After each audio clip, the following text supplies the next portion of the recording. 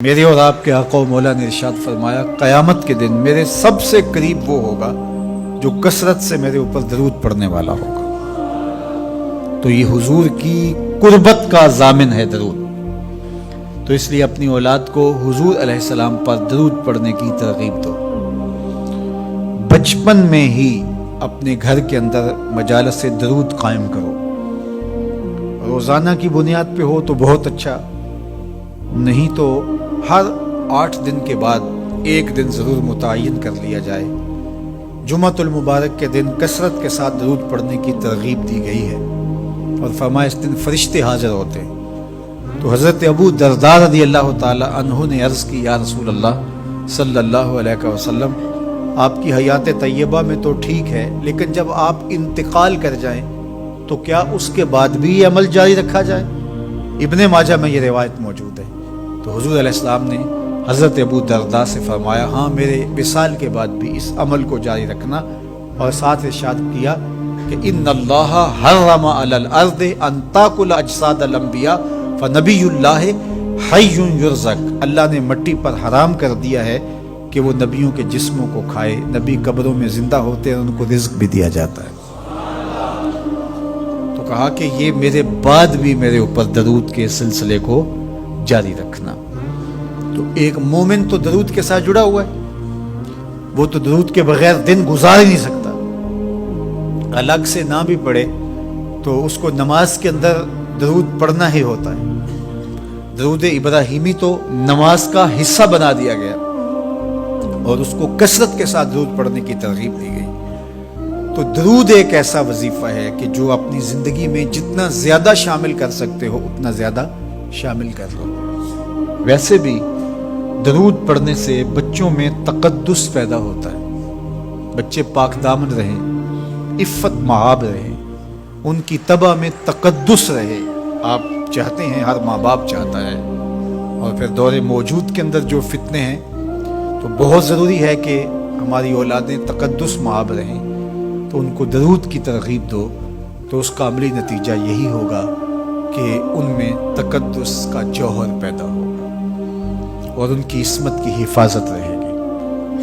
اور درود شریف پڑھنے والے بچے اور درود شریف نہ پڑھنے والے بچے دونوں کی عادات میں فرق ہوتا ہے۔ درود پڑھنے والوں کی طبع میں رقت، لطافت، نرمی، محبت، شفقت جیسے جذبات پیدا ہوتے ہیں۔ یہ درود شریف کا عملی نتیجہ ہے۔ بعض لوگوں کو شکایت ہوتی ہے کہ ہمارے بچے بڑے اکھڑ ہیں، بڑے تند مزاج ہیں، بڑے سخت گیر ہیں، تو اس کا علاج کیا ہے؟ تو اس کا علاج یہی ہے کہ ان کو درود کی تسبیح دو۔ درود اکڑ توڑ دیتا ہے، طبیعت کی تندی نکال دیتا ہے، طبائع کی تلخیاں ختم کر دیتا ہے، محمد عربی کے نام کی مٹھاس پیدا کر دیتا ہے۔ حضور کا نام شہد سے میٹھا ہے، دل آویز ہے، کھنڈ میں اتنی مٹھاس نہیں ہے، شکر اور گڑ میں اتنی مٹھاس نہیں ہے، شہد میں اتنی مٹھاس نہیں ہے، کاند اور نبات میں اتنی مٹھاس نہیں ہے جتنی نام محمد میں رکھی گئی۔ ان کا نام لبوں پر آئے، میٹھا میٹھا منہ ہو جائے، ان کے بول بہاروں جیسے اور اصحاب ستاروں جیسے، ان سا پیارا اور نہ کوئی، ان سے بچھڑ کے لکڑی روئی، جب وہ سیر کو جایا کرتے سر پہ بادل سایا کرتے۔ تو ان کا نام ہی میٹھا ہے، دل آویز ہے، تو درود غصہ ختم کرتا ہے، طبیعت کی تلخی اور تندی مٹا دیتا ہے، اکھڑ پن ختم کرتا ہے۔ تو آپ اگر چاہیں کہ اولاد اکھڑ ہے تو ان کو کسی طرح درود پہ لے آئیں، درود کی تسبیح ان کے ہاتھ میں دے دیں، تو ان کی طبع میں نفاست بھی آئے گی، ان کی طبع میں لطافت بھی آئے گی، ان کی طبع میں رقت بھی آئے گی، ان کی طبع میں محبت بھی آئے گی، ان کی طبع کے اندر جو ہے وہ لیاقت بھی پیدا ہوگی۔ درود پڑھنے والا بچہ ذہنی استعداد میں درود نہ پڑھنے والے بچے سے بہتر ہوتا ہے۔ یہ بھی آپ تجربہ کر کے دیکھ لیں، 2 بچے برابر ذہنی استعداد رکھتے ہوں، اور ان میں سے ایک بچہ درود پڑھتا ہو اور ایک درود نہ پڑھتا ہو، تو درود پڑھنے والا بچہ آگے ہوگا۔ یہ درود کی برکتیں ہیں، یہ درود کی رحمتیں ہیں۔ تو درود کثرت سے پڑھنا اپنی اولاد کو سکھائیں گے، ہفتہ روزہ آپ محافل کا گھر میں انعقاد کر لیجئے اور اس میں صرف دروشی پڑھ لیجئے، تو انشاءاللہ اس سے آپ دیکھیں گے کہ اولاد کو اس کا فرق پڑتا ہے۔ یہ تربیت کا ایک آسان نسخہ ہے اور یہ وہ وظیفہ ہے جس سے تھکن نہیں ہوتی، یہ وہ وظیفہ ہے جس سے طبیعت میں تلخی نہیں آتی۔